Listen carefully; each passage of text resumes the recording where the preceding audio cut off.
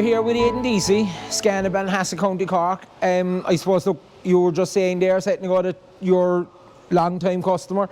You mentioned a name that is very prominent in Cork there. The first person you dealt with Eurogene? Oh, Tom Baker, yeah.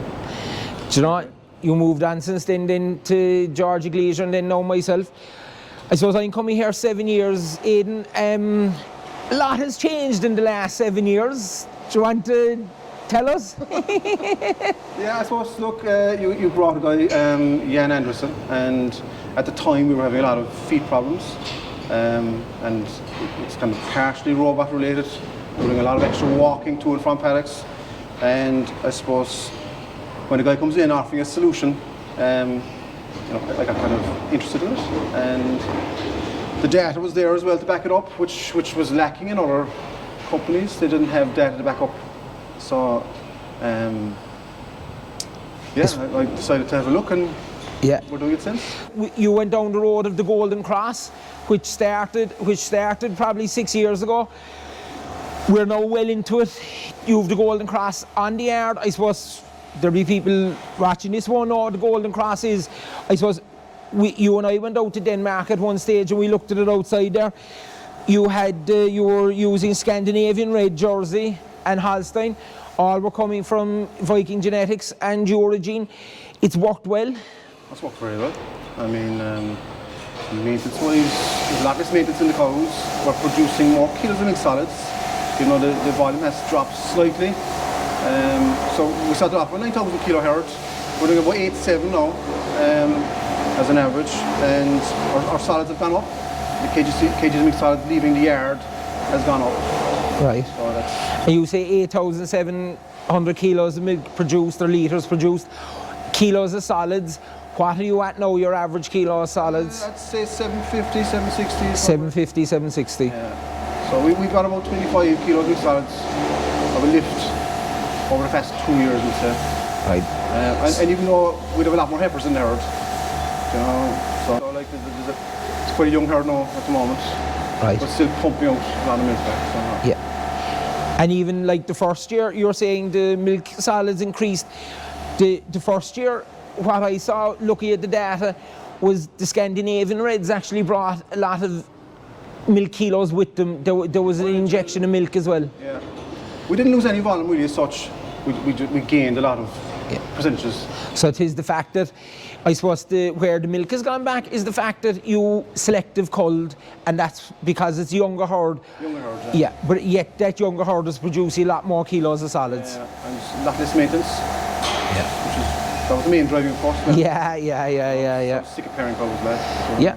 Well, it's one less job to be doing, really, like. And even the breeding program is one less job for me to be doing. I don't even think about it. Yeah. That's your job. I suppose that's something we'll touch on. I suppose the first year we went through things, it was Jan and myself sat down, and I suppose Jan trained me, and we went through the breeding program, and now I come in here more or less, sit down to your computer for about 20 minutes, half an hour, and I do the breeding program for you. We send out the printed charts. It makes life easier for you. Yeah, as long as the straw's in the pot. Like, there was a lot of problems here when you arrived. There's feet, milk speed. All my heifers that came in 2015 were extremely tough. 20 minutes box time. Right. And time is everything, like. Do you know, Yeah. I had 4 of the cows milked in the space of one of those cows. So, like, you go to other companies, none of it milk speed.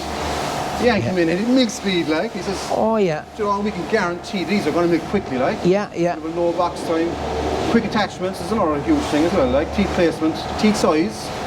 Teat size got very small. Yeah, and I suppose all that was part of the breeding program that we did. But I suppose we're talking about it now, and we hadn't said you're wearing the overalls. We're actually standing over 2 robots at the moment that are milking your cows. I'm looking at the third one. Milking speed, teat placement, we improved all that. Yeah. Massively. Yeah. You know, before we'd have to go into the box and we'd have to hold the cups on, you know, just for that. Temperament is another thing as well that we were looking at. I want a very calm cow that's just going to walk in and not trample the robot arm, you know. So I suppose the main 4 things really in the four main things, and they're probably all coming in under maintenance, is the milking speed, the temperament, feet and legs, and just a healthier cow. Yeah. And that has been... Cow was what Jan was Yeah. selling me, basically. That is what we promised you, was the invisible cow. Look, 7 years later, have we actually given you the invisible cow? I don't think we've paired one of the crossbreds yet. It's still all older Holsteins that we're still pairing, right? And I suppose, to understand it, what you do is you get your hybrid vigor in your first cross, but because of the fact that it's a three-way cross, you're always putting in the hybrid vigor over and over. The heterosis is, I think the Golden Cross is saying 85%. You are seeing that coming through. Oh yeah. Yeah. They're all big animals, none of them are small, right? That's the one thing, like, I suppose, looking at it, we always have to consider the height of the bull that we use. You are after getting an even balance. Yeah. Well, there's a few small Jerseys there, but you know, they're fine, but... That's the first cross jersey, then there's no Scandinavian red in that jersey. No. I think ideally if we could get I know they'd be pushing for a jersey first and the cross with Scandinavian afterwards, but you'll end up with a more even herd, I think, if you cross with the Danish red first. Yeah. But that's what I'm finding here anyway. Well, what I suppose we changed after first year, and what we actually did was we went with Scandinavian red on all of the cows, and it was the heifers then we were giving them the sex semen jersey just for ease of calving, and then you were getting the jersey off the Scandinavian red, who was already after coming off the Holstein, and I think that worked better. Oh yeah, it worked way better. Yeah. They're a big animal, right? Yeah. Because there's a huge fear that you're going to have this tiny animal, like, so I don't want small ones either. Like, guys buying calves off me here, they want to see the dams, and they do come in, walk through the herd and see the dams. Yeah. And if there's a small animal there, the price will reflect that, you know. Yeah. I suppose the other thing you just said there, selling animals, it's something that I've seen in a couple of other robotic farms that I've been to, and a couple of other customers obviously, but am I true in saying that you have a lot of fellas looking for your heifer calves off the Golden Cross? A few, yeah. I did hear that, yeah. Which is a good thing. Look, you have a saleable product, like. We sold all the autumn calvers. We sold 25 autumn calvers, and first guy that came bought the whole lot. Yeah. You know, same happened last summer. There's actually a big demand for robotically trained cows from other robotic farmers. Guys that put an extra robot in and want to fill that robot capacity straight away. Yeah. Probably selling cull cows as well. You know, it's a nice option for them. Like, it is, and look, once you have a saleable product, it means what you're doing is right, and if what you're doing is right, considering I'm doing the breeding program, I'm getting it right too. So it's a good reflection on all of us, really. It is. Do you know? The autumn calvers, there was actually one he left behind. She was first lactation, and she was too small. She was too small. Because the cows were so bloody big. She looked tiny, but she wasn't small. She was a heifer, like. But he felt that she was poor value for money because of her height. Even though she's still in the herd, she's fine. She's pumping out the milk. And like you say, pumping out the milk, even though she was a smaller cow, off the top of her head, would you know what kilos she'll produce this year? I think about 7,000 kilos is what she'll... Yeah. That's not bad going for a first calver. Heifers actually average 7,500 kilos. That's the heifers. That's what they're averaging. Cows are about 10. Yeah. So we're averaging around 8-7 because there's high percentage of heifers in the herd. Like. There is, yeah. Well, I suppose there's high percentage of heifers. There's also high percentage of second calvers and third calvers. Yeah. Do you know, because you have kept the Golden Cross there, like. Yeah. Do you know? There's some small birds there too. There's one girl there. She's 16 years old. There's nothing wrong with that. That's it, so last year.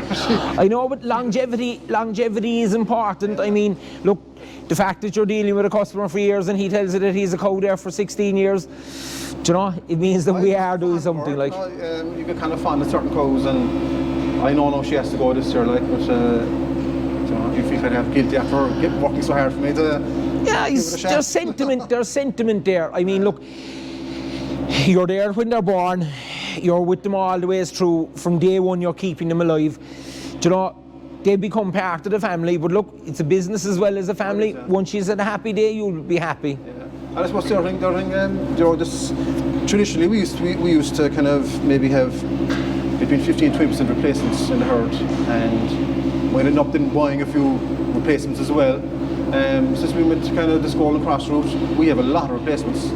We actually sell surplus replacement calves, and it gives me great options. Like, we can see a better future in the herd. But I suppose the fact there that you have surplus, you've surplus stock to requirements, it means then that you're not buying in, you have a good enough closed herd, like. Yeah. Closed herd. Even we vasectomized bulls, and they're our own bull calves. You know, we don't even, we try not to buy in any bulls at all if we can. We have 2 stock bulls we bought in, but from another robotic farmer actually. But with the heifers, what's your breeding policy with the heifers? So well, you're doing the breeding program, but we do 3 weeks of sex semen, and then it's stock bull after that. Stock bull after that. How have you found the sex semen worked in the last couple of years? Brilliant, absolutely brilliant. We use a lot in the cows actually. First 3 weeks of the cows is all sex semen. Yeah. It has its benefits. Oh, it does, yeah. I mean, even though we use conventional semen as well, a little bit of it. On the first 45 that calved, we had 40 heifers. And they're all within a week of each other, like, so a nice even bunch. And it means that you've the heifers at the start of the breeding season the following year. Like, your calves, when they're born, the start of the calving season, they're good and strong for the following breeding season. It makes a huge difference that they get that head start, like. And we've no heifers calved on yet. They're on the point of calving now.